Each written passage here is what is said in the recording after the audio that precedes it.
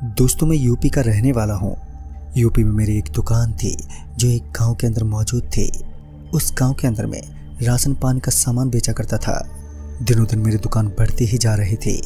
यह उस दिनों की बात है जिसके दूसरे दिन अमावस्या की रात होने वाली थी।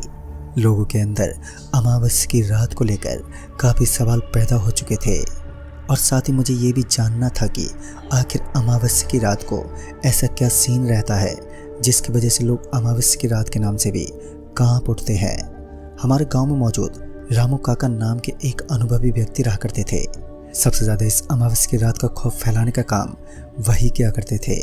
उनका मानना था कि जिस दिन अमावस्या की रात होती है उस दिन हमें अपने घर से बाहर नहीं निकलना चाहिए, क्योंकि यह एक ऐसा समय होता है जहाँ पर रोशनी का कोई भी नामो निशान तक नहीं होता। अंधेरा एक गहरी चादर ओढ़कर चारों तरफ लिपटा हुआ होता है। भूत प्रेत का खौफ सर चढ़कर बोलता है। रामू काका की ये कहानियाँ अब धीरे धीरे गांव में मशहूर होने लगी। हालांकि उस समय मैं इन चीज़ों के बारे में ज़्यादा ध्यान नहीं रखता था, जिस वजह से मैंने इन सभी बातों को नज़रअंदाज करना ही बेहतर समझा। मेरी दुकान के करीब एक मांस की भी दुकान मौजूद थी और वह दुकान एक मुस्लिम व्यक्ति की थी। हमारा गांव काफ़ी जातियों और समुदायों से मिलकर बना हुआ था, जिस वजह से हमारे गांव में काफ़ी जातियां एक साथ निवास करती थीं। फिर दूसरे ही दिन अमावस्या की रात होने वाली थी। मैं उस मांस वाली दुकान के मालिक के साथ आपस में बातें करते हुए टाइम काट ही रहा था कि गांव में शोर शराबे की आवाज़ें मुझे सुनाई देने लगी।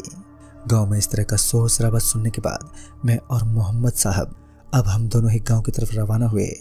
और जब हम गांव में पहुंचे तो गांव में एक जादूगर आया हुआ था। वह जादूगर अपनी अनोखी शक्तियों से सभी का मन लुभा रहा था। मैं भी वहीं पड़ी एक कुर्सी पर बैठ गया और बातों ही बातों में मैं अपनी दुकान के बारे में भी भूल चुका था। मेरे साथ साथ मोहम्मद साहब भी मेरे बगल वाली कुर्सी पर बैठ गए।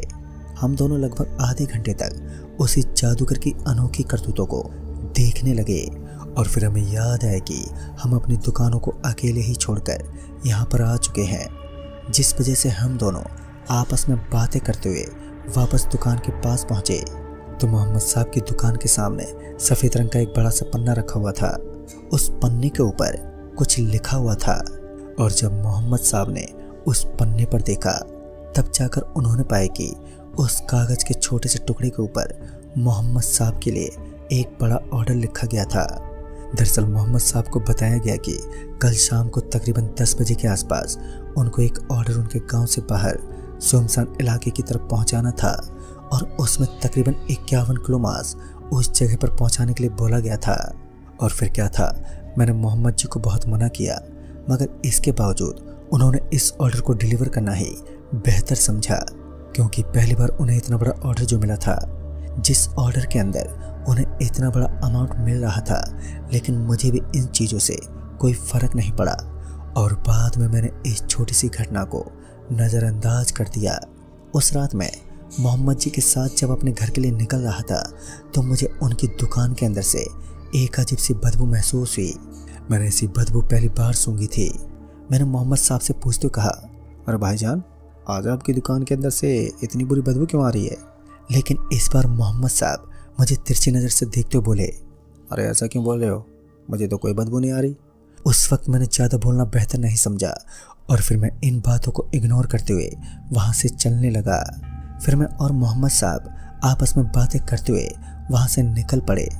आज का माहौल थोड़ा शांत लग रहा था और उसकी मेन वजह थी कल होने वाली अमावस्या की रात, मगर मैं इन चीज़ों में कुछ खास ध्यान नहीं रखता था, जिस कारण मैंने इन हरकतों की तरफ कुछ ज़्यादा ध्यान केंद्रित नहीं किया और अपने घर की तरफ रवाना हो गया।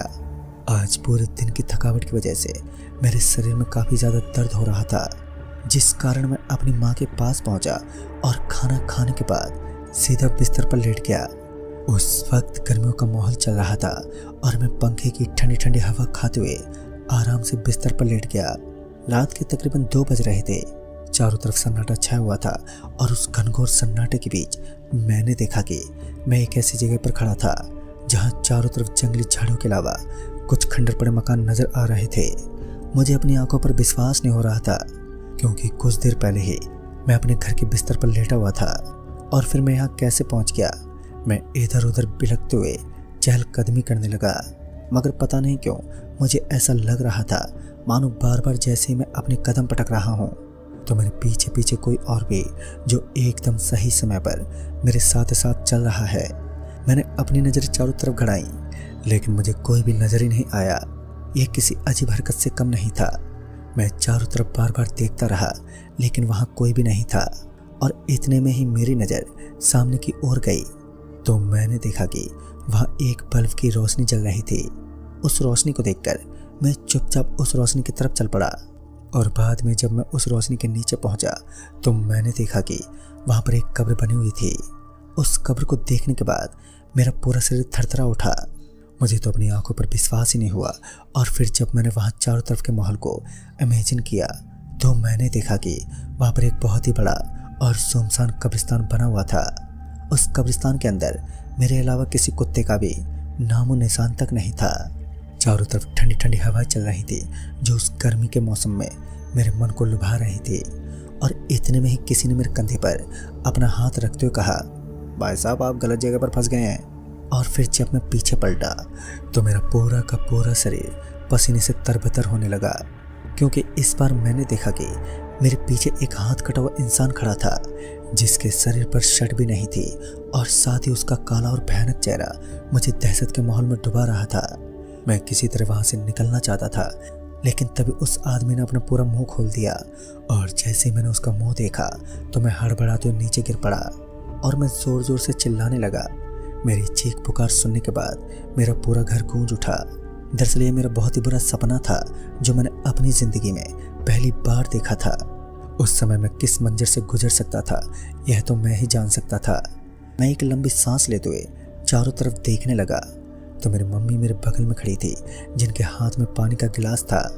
फिर मेरी मम्मी ने मुझे पानी पिलाते हुए सोने के लिए कहा, लेकिन अब मेरी नींद उड़ चुकी थी और उस वक्त रात के तकरीबन 3:30 बज चुके थे। तो मैं सीधा बाथरूम में गया और नहाने लगा। लेकिन जो आदमी मुझे अपने सपने में नजर आया था, मुझे ऐसा लग रहा था कि मैंने पहले भी उस आदमी को कहीं पर देखा है। फिर मुझे याद आया कि ये वह आदमी कोई और नहीं बल्कि मोहम्मद साहब ही थे, क्योंकि उस आदमी का चेहरा मोहम्मद साहब से काफ़ी मिलता जुलता था, जिस वजह से मुझे ऐसा ही लगा। और बाद में मैंने इस सपने को भुलाना ही ठीक समझा, क्योंकि मेरी ज़िंदगी में मैंने पहली बार इस तरीके का खौफनाक दृश्य देखा था जो मैं कभी सोच भी नहीं सकता था। रात बीतने के बाद जब सुबह हुई तो मैं आज जल्दी ही अपनी दुकान पर पहुंच गया। दुकान पर पहुंचने के बाद मैंने देखा कि मोहम्मद साहब की दुकान आज चमचमाती हुई नज़र आ रही थी। मगर हैरान की तो बात ये थी कि दुकान के सामने अभी ताला लगा हुआ था, जो सच में एक हिला देने वाली बात थी, क्योंकि दुकान तो एकदम साफ सफाई से भरपूर थी। मेरा दिमाग थोड़ा खिसक गया, लेकिन बाद में मैंने सोचा कि शायद रात के चलते वक्त मोहम्मद साहब जी ने दुकान की साफ सफाई कर दी होगी। और इतना सोचकर मैं अपनी दुकान की साफ सफाई में जुट गया। और फिर मोहम्मद साहब अपनी दुकान के पास पहुंच गए। फिर जब वो अपनी दुकान का ताला खोलकर दुकान के अंदर दाखिल हुए तो उनके चेहरे के भी हाव भाव उड़ चुके थे। फिर वह सबसे पहले मेरे पास पहुंचे और उन्होंने कहा, अरे भाई साहब आपने मेरी दुकान को साफ किया था क्या? तो मैंने उन्हें बताया कि जब मैं यहाँ पर पहुँचा था तो मैं भी सरप्राइज था। अब मुझे भी समझ नहीं आ रहा था कि हम दोनों के अलावा हमारी दुकान की चाबी और किसके पास हो सकती है। खैर बाद में मैंने इस बात को भी टाल दिया और इस बात को टालने के बाद मोहम्मद जी अपने काम में जुट गए। दरअसल उन्हें आज उस मांस की डिलीवरी करनी थी जो अब तक मैं पूरे तरीके से भूल चुका था। धीरे धीरे दिन ढलने लगा और आज गांव के सारे लोग जल्दी जल्दी अपने घर लौट चुके थे। और उसकी एक वजह थी, वो थी कि आज की होने वाली अमावस्या की काली और गहरी रात। मुझे सभी लोगों की यह अफरा तफरी कुछ समझ नहीं आई, लेकिन मैं इतना ज़रूर समझ चुका था कि लोगों के अंदर अंधविश्वास कुछ ज़्यादा ही फैला हुआ है। और उसके बाद वही हुआ जिसका मुझे इंतज़ार था। दरअसल मैं ये बात अच्छे तरीके से जानता था कि गांव के सबसे अनुभवी और अंधविश्वासी रामू काका मेरे पास ज़रूर पहुंचेंगे। गांव के सबसे अनुभवी इंसानों में से एक रामू काका मेरे पास पहुंचे और बोले, बेटा आज दुकान को जल्दी बढ़ा देना क्योंकि आज की रात अमावस्या की रात है। मैंने रामू काका के सामने हाँ भरना ही ठीक समझा और फिर रामू काका वहाँ से निकल गए। मेरी दुकान गांव की इकलौती दुकान थी जिसके अंदर राशन का सामान मिलता था। अब रात का वक्त भी होने लगा और गांव में मौजूद सारी लाइटें एकदम सुनसान नजर आ रही थी। रात के तकरीबन 9 बजे के आसपास सब कुछ एकदम खामोश हो चुका था।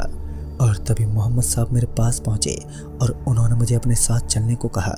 मोहम्मद साहब मेरे काफ़ी अच्छे दोस्त थे, तो मैं उन्हें मना भी नहीं कर सकता था। फिर हम दोनों जिस एड्रेस को बताया गया था उसी एड्रेस की तरफ निकल पड़े। हमारे पास मोहम्मद साहब की बाइक थी और जब हम दोनों उस जगह पर पहुंचे तो वहां पर कोई भी मौजूद नहीं था। लेकिन संजोग भी कितना लाजवाब था कि वहां पर पहुंचते ही मोहम्मद साहब के फ़ोन की घंटी बज उठी और जब उन्होंने फ़ोन देखा तो उन्होंने पाया कि फ़ोन पर वही आदमी था जिसने इस मांस की डिलीवरी को ऑर्डर किया था। फिर उस आदमी ने वहाँ से करीब 2 किलोमीटर आगे आने को कहा। फिर हम लोग बिना कुछ सोचे समझे अपनी बाइक को आगे की तरफ लेकर चलने लगे। रास्ता देखने में काफ़ी सुनसान होने के साथ साथ कुछ अविश्वसनीय रूप में था। मैंने सोचा नहीं था कि अमावस्या की रात को इतना घनघोर अंधेरा होगा कि सामने की तरफ देख पाना भी लगभग नामुमकिन था। बाइक की हेडलाइट जरूर उस कच्ची सड़क पर पड़ रही थी, मगर इसके बावजूद भी दहशत हमारे दिल में पूरी तरह से बैठ चुकी थी।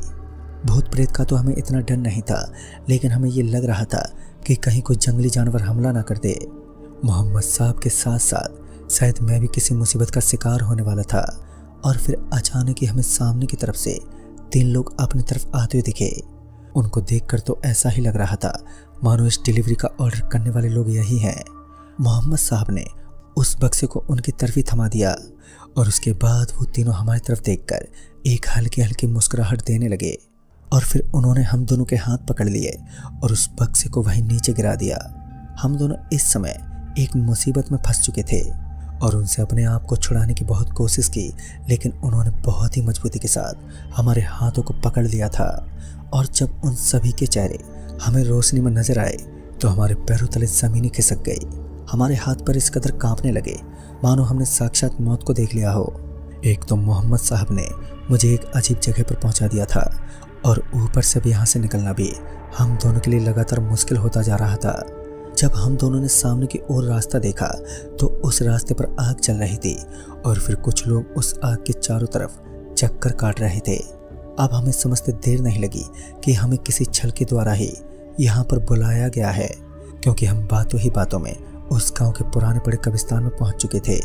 एक ऐसा स्थान जिसका सिर्फ ये रूप ही अजीबोगरीब लग रहा था। एक सन्नाटे के साथ साथ पूरा का पूरा माहौल एकदम खौफ से जुड़ा हुआ था। अभी मैंने अपने साथी मोहम्मद साहब को तुरंत ही वहाँ से निकलने का सुझाव दिया और फिर मैं उनके साथ ही साथ जल्दी बाइक को घुमाते हुए वहाँ से तुरंत ही निकल गया। मगर उन शैतानों को हमारा तो पीछा करने की पड़ी थी। मोहम्मद साहब अपने मुंह से कुछ मंत्र बड़बड़ाने लगे और फुल स्पीड के साथ बाइक को सड़क पर भगाने लगे। उस कच्ची सड़क का माहौल भी पूरा खराब था, मगर बाइक पत्थरों से टकराती हुई लगातार आगे के रास्ते को अंजाम दे रही थी। दोस्तों, वो कहते हैं ना कि जान बची तो लाखों पाए।